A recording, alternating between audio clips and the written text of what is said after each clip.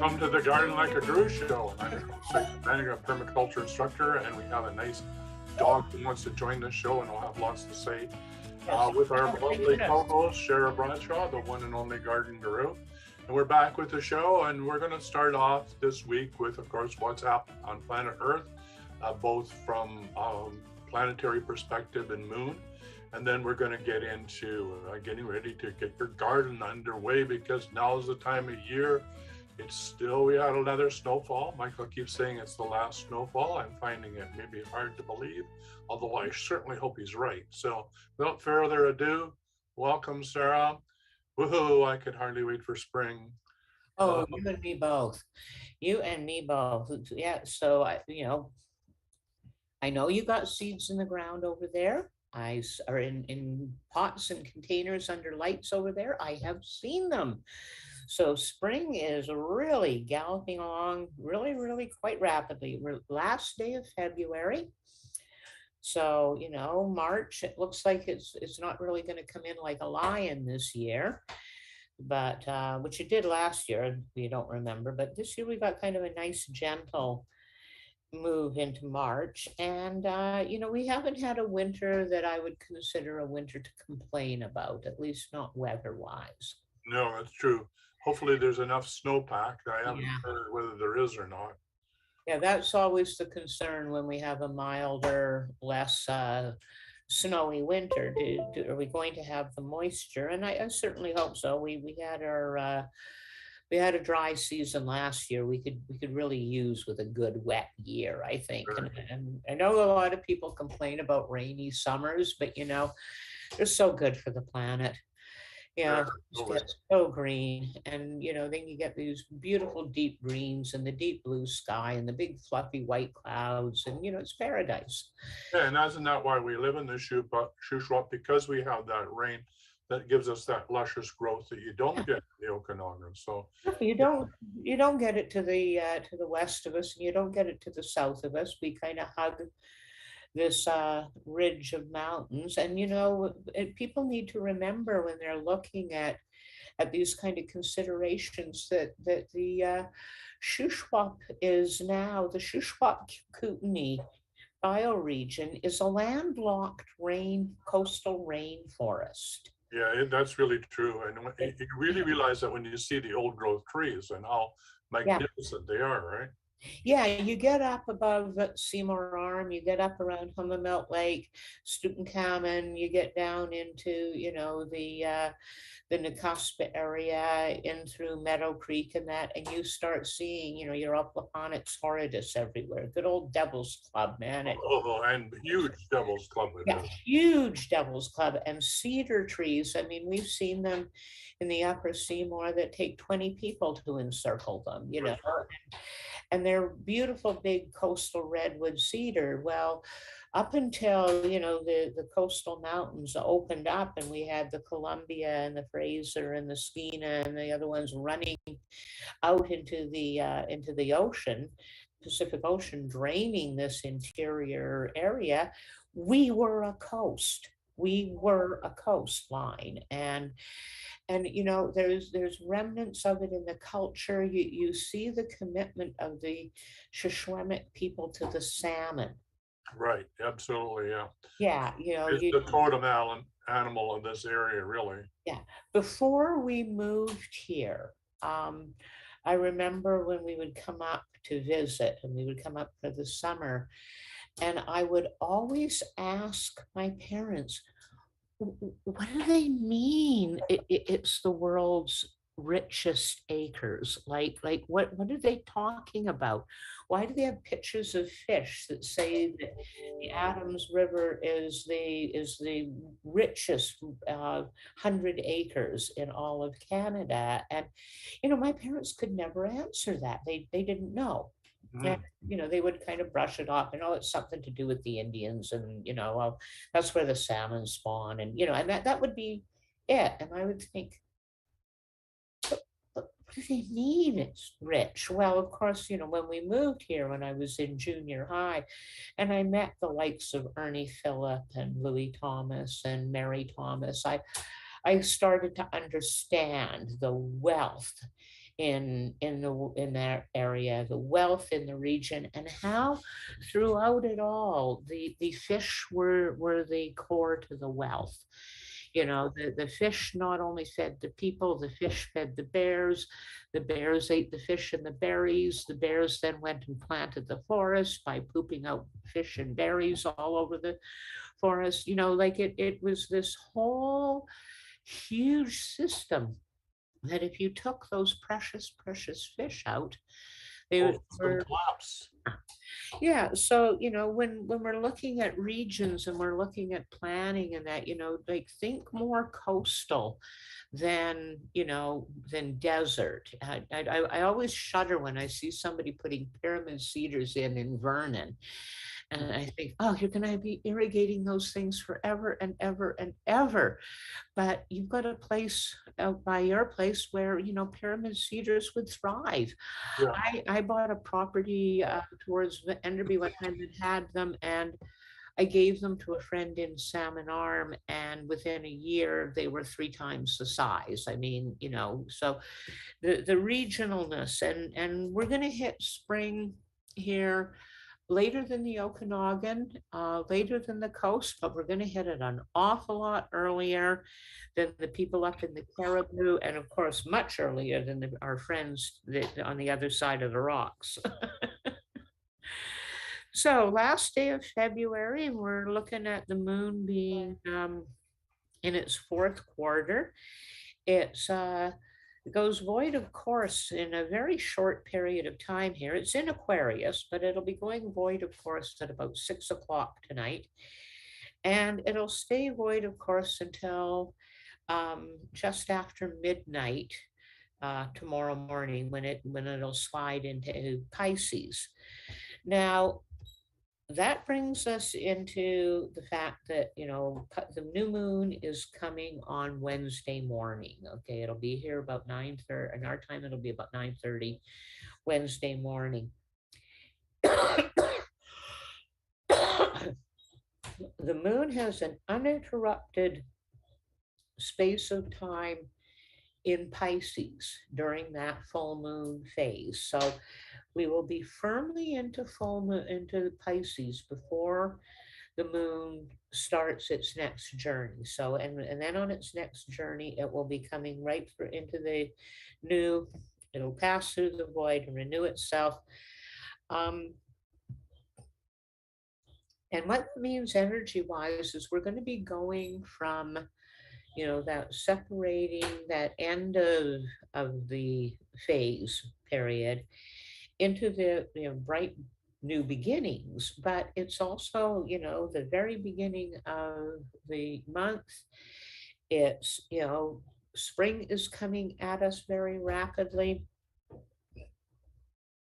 Don't be surprised if people's emotions become a bit overwhelming for them on Wednesday and into Thursday, you know, especially as that new moon starts to gain some energy and that Pisces settles into that renewed growth energy. You're going to see, you know, some very sensitive feelings with people. They're going to be very tuned in.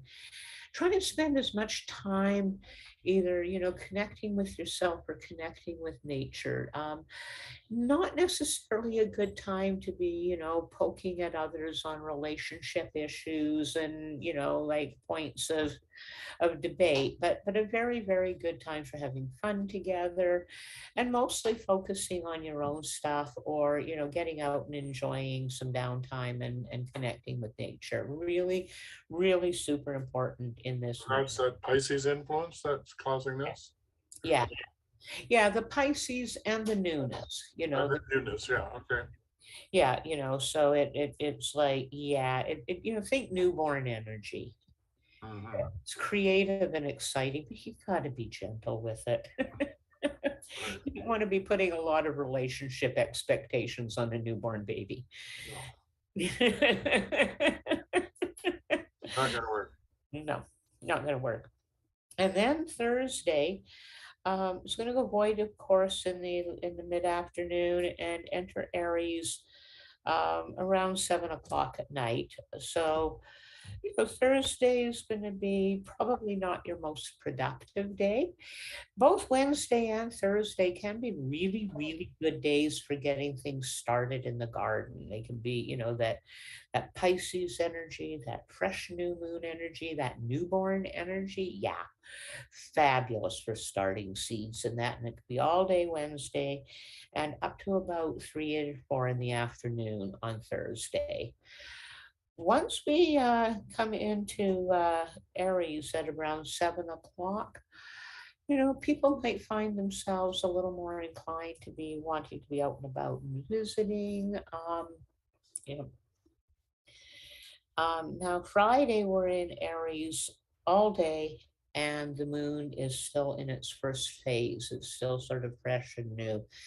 If you've been really wrestling with 2 or 3 things that you just can't get motivated on, or they've been just kind of hard to do for whatever reason, use that Aries Ram energy to your best advantage. Like Aries has got all that fire. But when you think about a ram, I don't know how many of you have ever been around sheep, but I'm telling you, if that ram doesn't want to go somewhere, he can be more difficult to move than a donkey. And believe me, donkeys are hard to move. And I mean, I have memories of a friend of mine with both of her hands on on the ram's horns, and she was like pushing him back across the corral, and she was losing the battle. So, ram energy, you know how to push through. You've got the drive with it if you're looking into that. And then Saturday, well, in my world, Saturday's a really big day this year. Over 25 years ago, back in the 90s, the very first Saturday of March was designated by June Griswold, Gabrielle Wesley, Mojave Kaplan, Glow Lemon from out at the O'Keefe Ranch at that time, and a handful of other people as the official day of the Shuswap seed swap. Well, there you go. Yeah. Yeah, and we ran the seed swap continuously year after year after year until we actually pulled it off in 2000. And when did COVID start? Was that 2020? Yeah, something like that. Yeah, Okay, we managed to have the seed swap. It was a leap year. So that would have been 2020. Yeah, we had the seed swap, and then the very next week, all of the shutdown was announced. And so we didn't have one last year. And we weren't able to get out and about, but we're doing it live again this year. Okay, we're going to be going full speed ahead out in Enderby. We're going to be holding it at the Lions Gazebo, which is on Kildonan Avenue in Enderby. If you're trying to find that on Google Maps, I suggest you look for the Enderby Arena, the skating arena, because the Kildone, the park that the gazebo is in is between the arena and the river. So the easy. Is it right beside the river? Is that Yeah. right? Yeah. The river walk goes by the far side of it. Yeah. So we're going to be outside, and it'll be considerably smaller. When the seed swap got started in the 90s, the first couple of years we held it in the Wesley's greenhouses, because at that time Greencroft didn't do winter greenhouse growing. So we had all this wonderful space that they were kind of warming up and getting ready. And it gave, as Gabrielle said, it gives us an excuse to get out there and get it all clean. We can tell the boys, no, you've got to help us clean the greenhouse. We need it clean for the seed swap. And then from there, it went to the Spring Bend Hall, which is on Highway 97A towards Grindrod. Tiny little hall. It's still there. And then it went from there to a couple of other places in Enderby. It was hosted at the seniors community center right on the highway for a while. It was out at the drill hall, which was really wonderful. That was a very lovely place, but we kept outgrowing every place we went. Every year it got bigger and bigger. So then we moved in the around 2000, I think. No, it would have been 2007 or 8 that we moved into A.L. Fortune School in Enderby. And we started out with using, the theater for the presentations and a portion of the gymnasium and kind of the foyer. And by time we left, 11 years later, we had filled the entire gymnasium, the entire lobby. The theater was packed, and we were even spilling out onto the sidewalks and sunny days and that to accommodate everybody. And right about the time we were outgrowing A.L. Fortune School, the Splitsine people of the Shishwemic built the beautiful, beautiful Splatsine Community Center that's on the edge of Enderby heading towards Vernon. And we started going there. Now, when we started going into there, we had already exceeded 1,000 people coming in the door. Our first year at Splatsine, we had over 2,000 people through the door. And I remember at one point the manager and I standing on the mezzanine floor looking down, and he said to me, "Oh Lord, I hope the fire marshal doesn't come. I'm pretty sure we're way over capacity." Yeah. And so it had grown into a real community event. We had multiple food vendors, we had multiple soap vendors, people that made wooden boxes, like almost anything that we could find that was local that fit into kind of the seed saving, natural living lifestyle came through the door. We had people selling organic meats, we had honey vendors, we had all this wonderful energy. And we used to laugh about it being the social event of the year. We were all tired of winter, spring was coming, but we were not only going to get to see each other, we were going to get to see each other, as Keith Bolter said, in our Sunday best, not our old grubby work clothes. Because, at the fall fair, we end up in our old grubby work clothes because we're there doing stuff. But here, like you could wear that really gorgeous tapestry vest, or, that thing with the wizard sleeves that you couldn't possibly wear in the garden or around the farm. And it became almost the combination get together, seed swap, and fashion show. An event, a true event. A true event. And so we've missed it. We've missed it deeply. And we're going to have it again. Now it's going to be outside, and it's going to be significantly smaller than it has been in the past. And it's going to focus more back on seed savers, seed swapping, and seed growers. But we've already got considerable seed vendors committed to coming. And I really, the whole show this week is actually going to be about seed swaps and that. So I think, are we almost done? Yeah. Saturday, we're in Aries. And then Sunday, early in the morning, we move into Taurus. We'll be in Taurus all day Sunday. And again, that will be an excellent, excellent, excellent planting day. Now, Saturday being the moon being in Aries, that's not a great day to go planting things anyway. Aries is a fire sign, except for a few fruit trees, and that there's not much of anything that you can plant that's going to take off. Don't worry about planting. Come to the seed swap. Absolutely. Forget about planting. You want to come to the seed swap. Sharing seeds, swapping seeds may just be the biggest and most important activity of rebellion and resistance that you can come up with. Absolutely. Absolutely. The protection of our food sovereignty, our food availability is unbelievably important. There are some things right now in our food supply that a lot of people are unaware of how fragile they are and how much we have incorporated them into our food stream and the problems that they are going to create. And it's one of the major reasons why I really encourage people to eat local. Tyson, do you like bananas? I not banana. Once you had a banana in the tropic, it's really hard to deal with a banana here because a banana here isn't a banana. No. And not only that, it's about to disappear. Yeah, I could understand that. It comes up, It- if you've ever gone to where they bring the bananas in San Diego and you see the containers that are, like they're the backs off the trucks and they're stacked 6 high with the refrigerators going, right? And it's all bananas. You realize just how long they've been sitting there, how green they have to be when they're picked. And you And can, they're a monocrop. yeah. And They're- anyway, I could go on and on. And if you Yeah, go and see where they're grown, you'll be disgusted and shocked on how yeah. they're grown, right?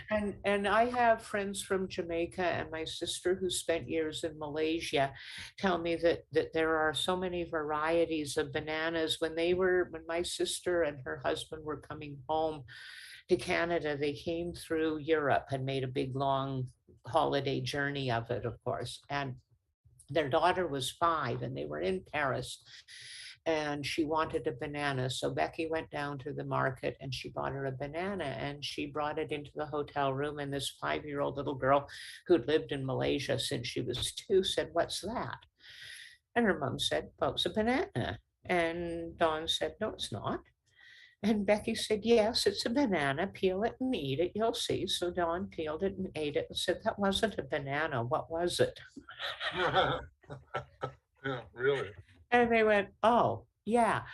So, we have turned one variety of banana into a huge cash crop that is grown in, as you said, some of the most disgusting manners, in a way that is anything but kind to the earth, Right. in copious quantities that we ship around the world at great cost. And we offer them for pennies at our local store. And we all think bananas are a wonderful, cheap fruit. And it's going to be a terrible shock to a lot of people when they realize that we get one more round of the fungus that takes out this type of bananas and we won't have them. They're in bad shape. Now, avocados. Avocados from Mexico. Oh, avocados. Aren't they wonderful? You know that right now there are bigger gun cartels and criminal activities going on around the production of avocados than there is around cocaine. Wow. No, I didn't know that. Okay, You mean that my avocado on toast is in jeopardy? in incredible jeopardy. Oh no, that's And in terrible. Chile, where money is God, you can buy the water rights. And so avocado farmers have bought up water rights, and Chilean people no longer get to eat apricots or peaches or pears or apples. So we can all have our avocados. Wow. In Wow. in in Mexico, people are getting kidnapped because they're Wow. part of avocado farmers, and avocado farmers are now the kingpins of money in Mexico. And so they have family members being kidnapped, you know. So we're Well, that brings up something. I know we're talking about this, but and I realized I got to do this right away. But talking about water and water restrictions, did you see this? yes, yes. And this is really important. And you're right, we are going to talk about it. Look, if you live in British Columbia, you need to find out about your water status. Up until very recently, there was no groundwater legislation in BC. If you wanted to drill a well and pull water out of the ground, you could. That's changing. If you have not been using your well for an agriculture purpose, you're going to have a hard time getting a license to do it.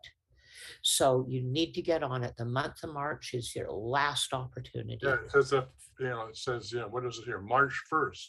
Oh, March 1st. Okay, so Before, so it's like today. And Yeah. Maybe. And, it is like the longer you put it off, the more chance they have of making it costly and difficult for you. And they really slid this under the floorboards. The only reason I found out about it is somebody in Young Agrarian sent my daughter and I notification of it. They have not been notifying people. They have not been publicizing it. But yes, water is sadly becoming a commodity. Yeah, absolutely. I mean, all of our wells had to be registered. They're all GPS. Yeah, You know, this is all the precursor to charging water yeah, people the use of groundwater. yeah, yeah. And don't be surprised if they start restricting your ability to gather water as well, Right. because that has been going on in places. So if we do not start, We all need to move on to atmospheric water collection. yeah, my partner here just pointed out that we need to start looking into methods of atmospheric water collection. Right. Absolutely. Yeah. We need to not only gather the water that is falling on the ground, we need to look at atmospheric water collection, and the sooner the better. So if you're not getting the message yet, please get it. Food supplies are in jeopardy. We need to be able to grow our own food and to feed ourselves. And we need to really start getting an understanding and acquiring a taste for the foods that grow here. And this is a big one for so many people. They're like, but I love the taste of mango and papaya and pineapple and banana and kiwi. And I get it. They're high sugar. The industry knows what they're doing, like they know what is going to appeal. But you know, root vegetables are a hard sell. I mean, I know young people who actually go, "Ew, yuck," at the mention of carrot cake. Oh, you're kidding. Just the fact that it has carrots in it. Hey, you want to put carrot? You want to put a vegetable in my? We have. Who wants to eat turnips? I wouldn't eat turnips. Turnips smell horrible. We've had this culture of disliking what is readily available for a And very only long yeah, time. but these are the thing that is so important about these, like rutabagas and turnips and those sorts of things and beets and everything is the grounding, the actual grounding that you get from eating those and the trace minerals that you don't get from anything else, right? They're That, and the fact that they are drawing the elements for yeah, their life from where they are living, which is where you are living. right, And they exactly. are going to provide your body with what your body needs to live here. Yeah. And they're right when you need to eat them, right? Yeah. And the ones that are good for getting you through a part of the year that is high, has a high caloric need and a high need for your vitamin D. What plants, what plants store vitamin D? That's a good question. I can't remember. Let me think. Carrots, Oh yeah, well, okay, carrots. Yeah. squash, turnip. Wow. What do you put in your root cellar? Well, hopefully those. What do you need in the middle of winter in Canada? Yeah. Vitamin D. Where are you going to get it? Your squash, your turnip, your carrot that you put in your root cellar because you grew it in the sunshine in the summertime. Well, I never thought of it that way. So thank you very much for making me aware of that. Yeah. That, What grows where you grow, its energy is going to match yours. The caloric content is going to match your need for it. I mean, nobody wants to sit down and eat, baked squash and mashed turnips in August. You're pulling them out of the garden, but you're not eating them then. These are, these are our storage foods, and they store what we really need to get through the winter on. And we actually need to start coming back to loving what grows where we live. Um, like when I started looking into salmon, and here we are back at salmon, but I grew up I was born up in the northern part of BC along the Skeena River. And boy, are those the salmon people. My first memories of yummy food is smoked salmon taken out of a deep, deep apron pocket of an older woman, wrapped in big, huge thimbleberry leaves and very gently and carefully unwrapped. And we stood and ate it and it was just the best food in the whole world.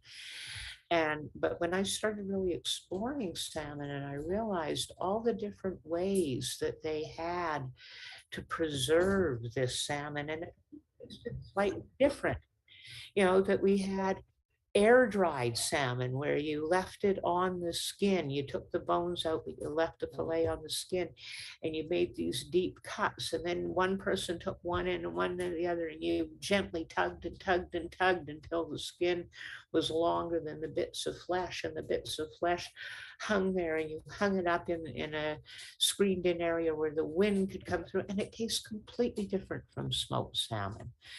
And then there was the ways of smoking it over the open fire, and there was the wet smoking methods in encased areas, and there was dozens of ways just to preserve this one food. And it created all the variety that our taste buds crave. And I get that our taste buds crave variety, but in North America, we have catered to the sugar, fat, flour combination to our detriment.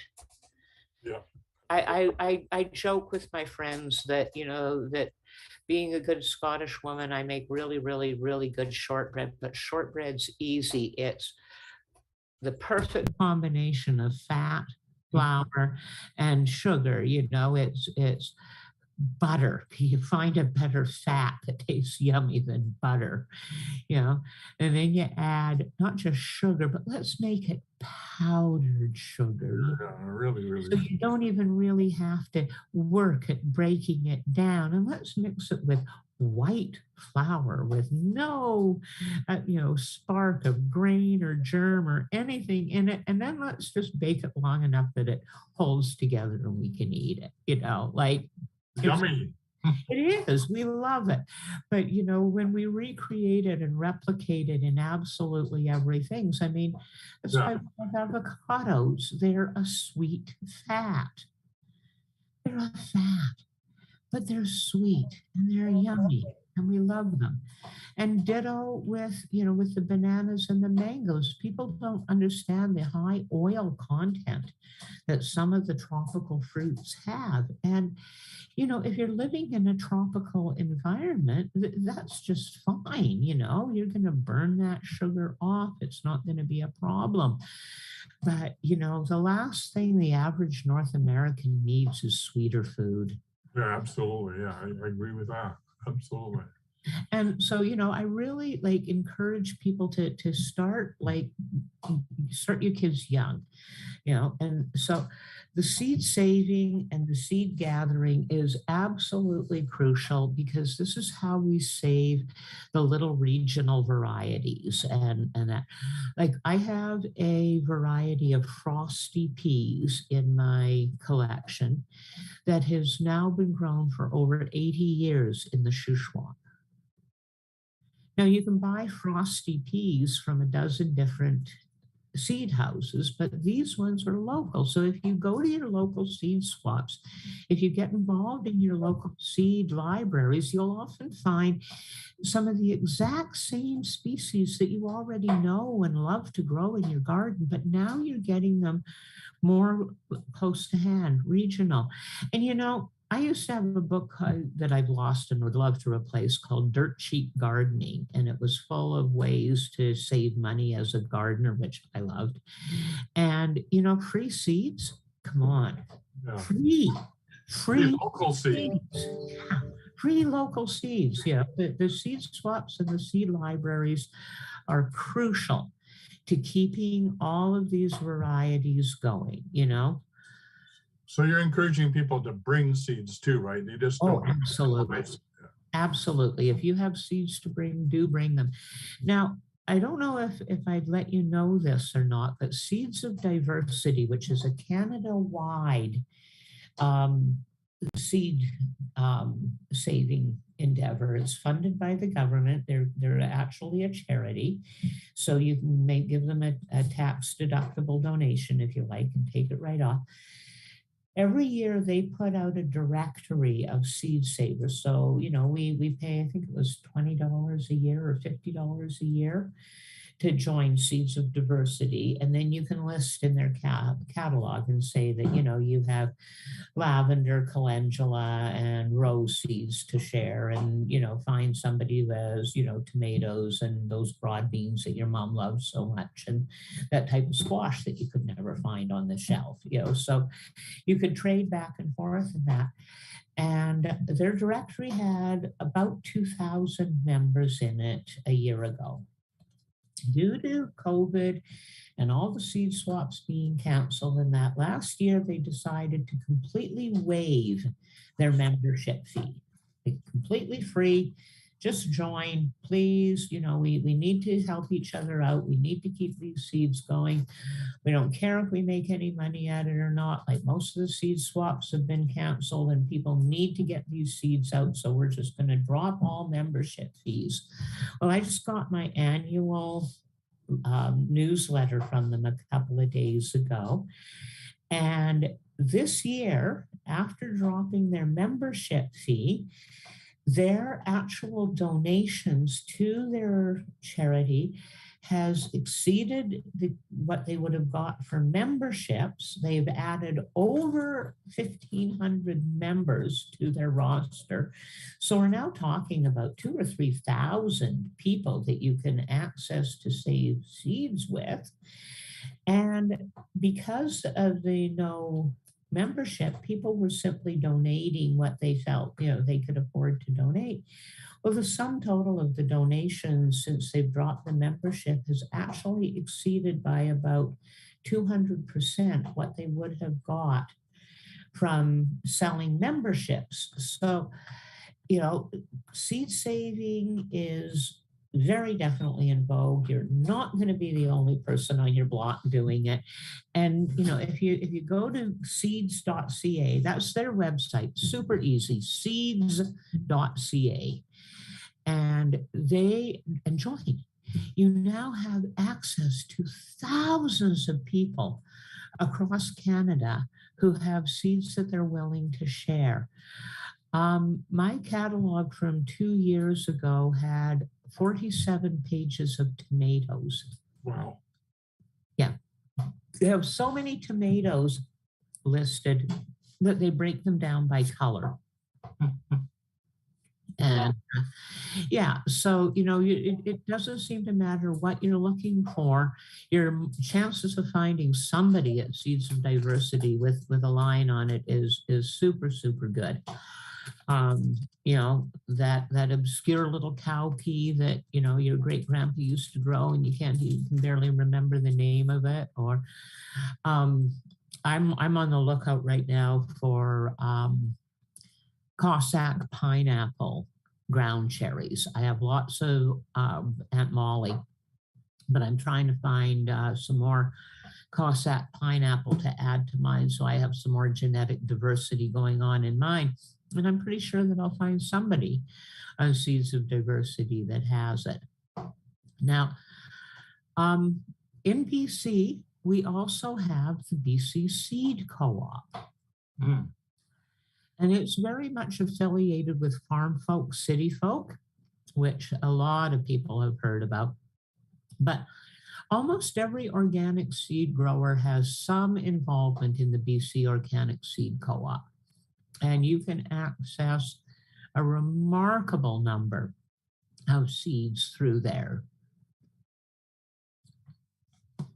There's also the native seed exchange. Now, it's in the US, but they do come up, they ship to Canada, and they do have Canadian members.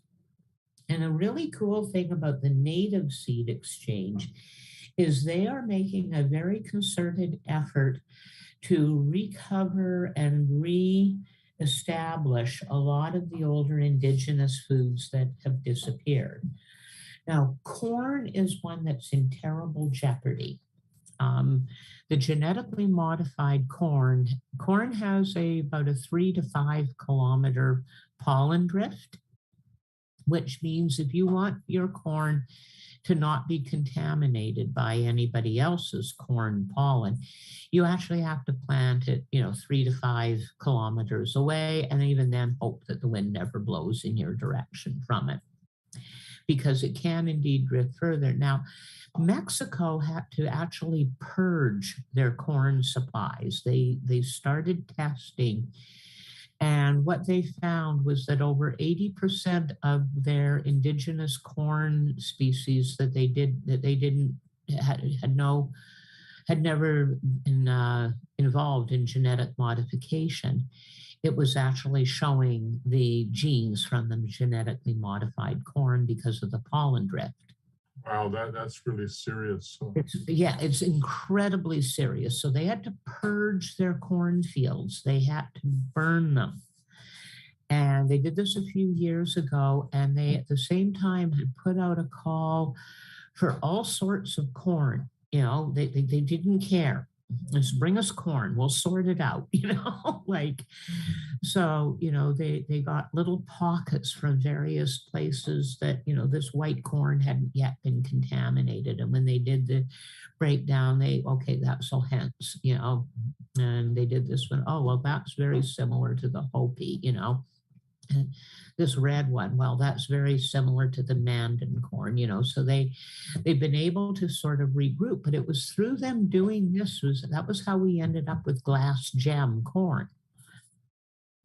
Now, glass gem is a new corn, but it's open pollinated. And what happened was the fellow who was the Cherokee man that was working with it, he had been gathering a lot of the older varieties of their colored corn, like Painted Mountain, like Mandan Bride, like the Hopi Desert, like the Cracker Jack. Like, he was looking at all of these different corns and trying to crossbreed and come back with a good open pollinated corn that was free of the genetic modification stuff. And he ended up with an entire row of this incredibly beautiful corn, and he isolated it and he grew it out for 4 years in a row and went, wow, it's consistent,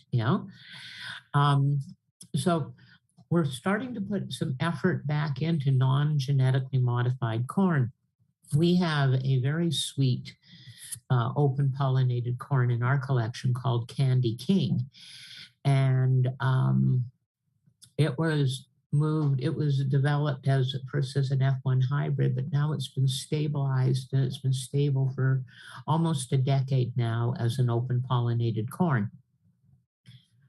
It's important when you're saving seeds that you purchase and you begin with open pollinated seeds, because the hybrids are 2 or 3 or 4 or 5 different plants bred together to give you that broccoli that will get a really big head and won't bolt too early and da-da-da-da-da-da.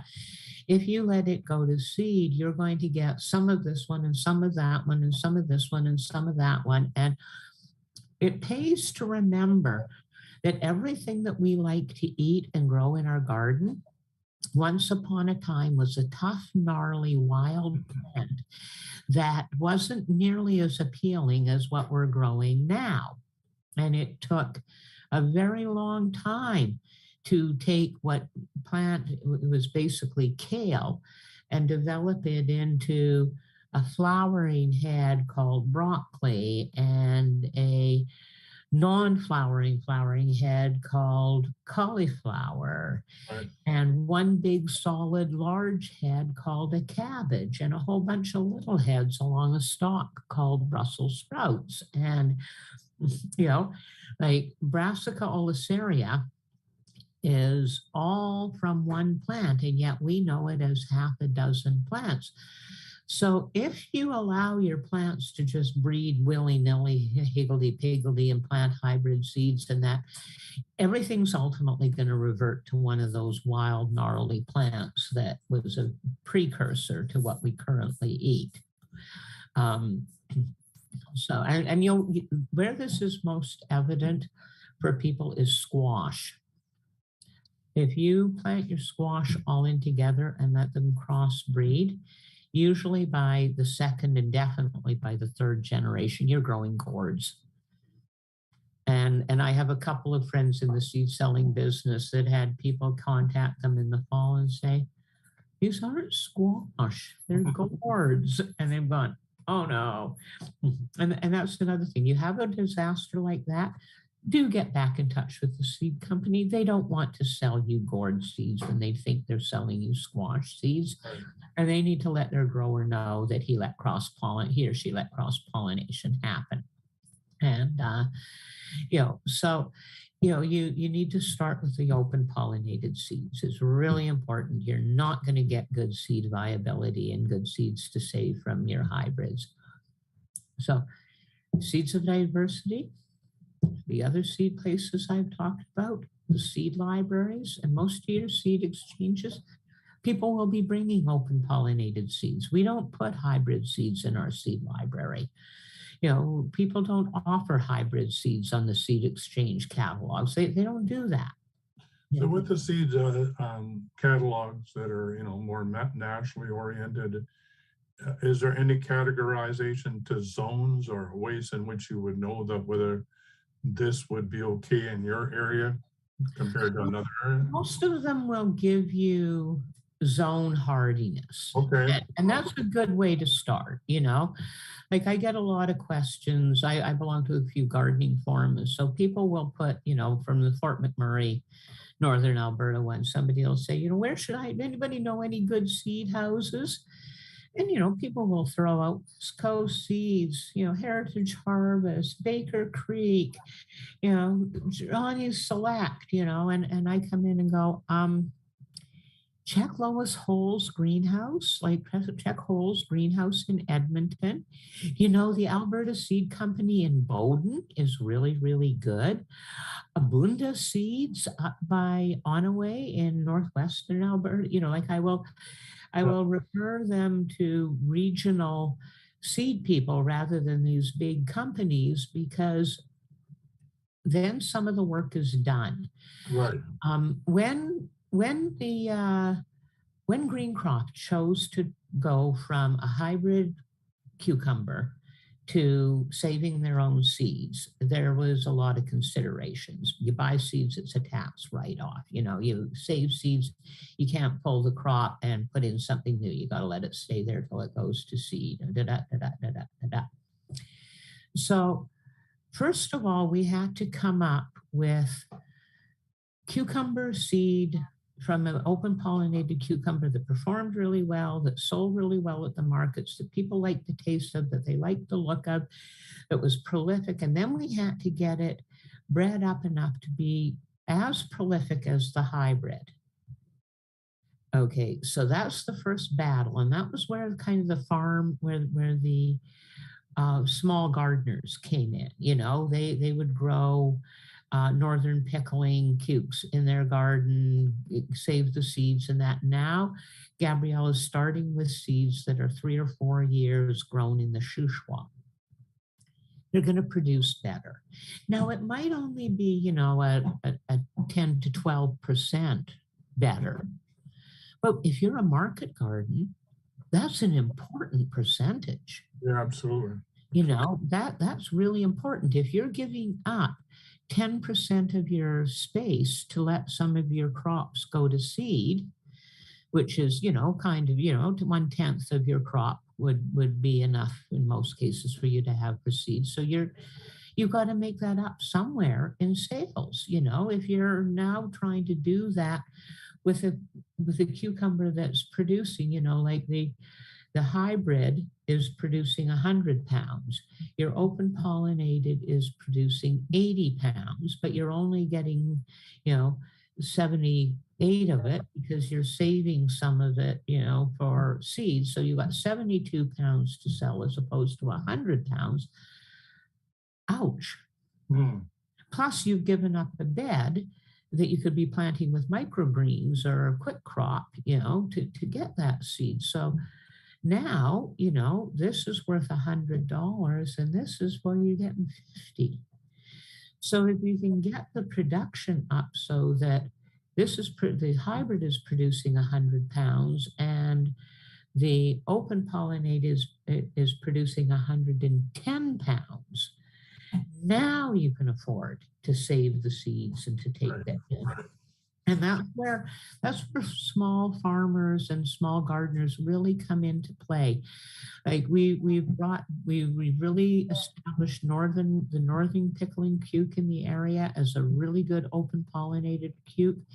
We've now got open pollinated delicata sweet dumpling squashes well established as a commercial crop instead of the hybrids. The Thelma Saunders sweet potato squash is shown in almost every seed catalog in British Columbia now.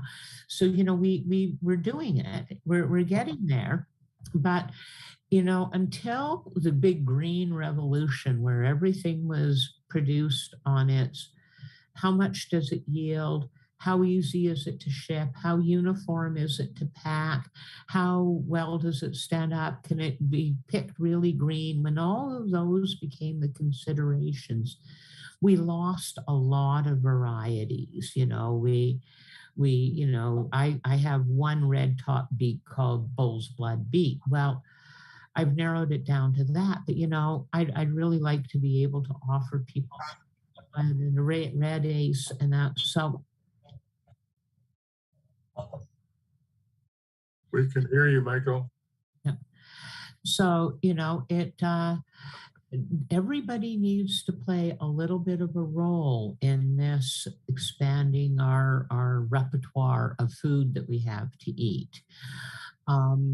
I'd encourage people to start really exploring recipes and finding things ways to prepare what grows here that you can learn to like, you know. People don't even like a lot of kids have no idea what a real French fry tastes like because what they're serving in fast food restaurants is an amalgam of potato and a few other vegetables, and it's put through an extruder, and you know it tastes terrible. I think so. You know, so you know, learning what grows in your area and how to really enjoy it. You know, like I know that a lot of root vegetables are out of vogue, but I have to tell you that chopping up root vegetables, sprinkling them with oil and a bit of seasoning and roasting them at about 400 degrees Fahrenheit till they're caramelized on the outside is just absolutely fantastic. That's what we're having for dinner tonight. Is exactly. Yeah. And I love it. No, good winter meal. Yeah, the other component I really want to add this year is to dowsing in the garden, how to use dowsing to increase your productivity. Because we're talking about that 10-15% that we need in productivity, and which justifies, you know, doing seed saving. And, you know, the sort of feedback you can get by doing dowsing and farm and gardening is anywhere from 10, 15, up to 30% increase in yield. So exactly, Tyson, using the proper tools like dowsing for the right place to plant your vegetables, setting up your grid so that you're calling in all the right energies. Yes. Working with the diva energy on your, you know, honoring those nature spirits, paying attention to the placement and the phases of the moon and the astrological influences looking at those biodynamic charts and figuring out, the proper rhythms and that and things, it's all terribly important. And wouldn't it be great this year that anybody in the neighborhood, so to speak, can actually come to the garden and learn actually live when we're actually recording in the garden? That'd be lovely. Have to throw that invitation out to the local. Yeah, and we could even have tea in the garden. Right? Tanya, want to come and play in the garden? Tanya, yeah, really. Come and play in the garden. Yeah. I guess Tanya's not watching right now, but she's been Tanya Jensen. She wants to come and play in my garden, and I'd love to see her. So yeah, we're going to do a lot more live, out, hands-on kind of stuff at the garden. Get a lot of things going. Aside from, and one of the things I'm really focusing on with the daily Facebook posts and some of the weekly things is helping people understand that there is a whole plethora of plant once, harvest forever kind of food out there, and that this more and more and more is the smart way to go. Like, your asparagus patch, your strawberry patch, your fruit trees, your sunchoke area, your ever-bearing Swiss chard patch, like over and over and over again. If people can learn how to maximize their harvest while they minimize the amount of work and effort and soil and water and resources that they need to put into it. When Europeans arrived on this continent, it was a vast, huge paradise. And, the Great Plains produced more protein per square mile when the native Indians lived here than we can even come close to with all of our feedlotting and soybeaning and GMOing. And, no, they had a handle on it. That's right. And it was a natural system, which was relatively easy to manage. Well, I've done that kind of wildcraft maintenance and food foresting stuff. And it's amazing. By time you harvest, by time you prune and gather sage in a patch for 2 years, you now have a patch that's 10 times easier to gather in. Yeah, and it's the same with cedar boughs, it's the same with berries, it's the same with sunchokes. You get your sunchoke bed established, and that is less work every year. And they had more time for ceremony and for crafts and all those wonderful things. We got a comment in from Don Gueret that the kids at Kidston Elementary know a real fry when they see one, and that is so true. Kidston Elementary was one of the schools that did a garden project for 1 grade, and it was so popular that the children were clamoring for a bed per grade, that it wasn't fair that just one classroom got to do this.